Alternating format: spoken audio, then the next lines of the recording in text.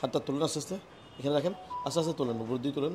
ব্যথা লাগলে বলবেন, ব্যথা লাগলে বলবেন, ব্যথা লাগলে বলবেন। নাই না? না, যেহেতু ওনার মুভমেন্টে কোনো পেইন নাই, তাহলে এই ব্যথাটা মোস্ট প্রবাবলি, হ্যাঁ, এদিকে এদিকে একটু লাগে, নাই, এদিকে এদিকে এদিকে সামান্য, বেশি না। তো মোস্ট প্রবলি ওনার পেইনটা ঘাড় থেকে, দেখি তো একটু উপর দিতে আগান। ব্যথা লাগে? লাগে নাই? আচ্ছা, কাশি দেন তো, জোরে কাশি দেন তো। হাতের দিকে ব্যথা হবে কাশি দিলে? না না হবে না, ক্ষতি বুঝতে হচ্ছে না। এই জায়গাতে ব্যথাটা কি নাম ব্যাসেজ ব্যাসেজ টাইপের না? ব্যথাটা কীরকম? ভারী ভারী টাইপের পাবে?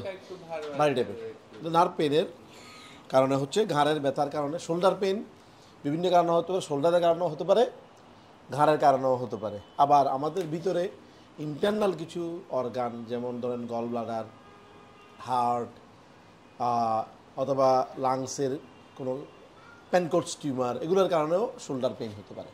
তো শোল্ডারের কারণে হতে পারে, শোল্ডারের বাইরের কারণেও হতে পারে। মোস্ট কমন কারণ হলো ঘাড়ের কারণে। তো আমাদেরকে ঘাড়েরটাও খেয়াল রাখতে হবে, শোল্ডারটাও খেয়াল রাখতে হবে। শোল্ডার মুভমেন্ট ইজ ওকে, তো মোস্ট প্রবলি এটা ঘাড় থেকে।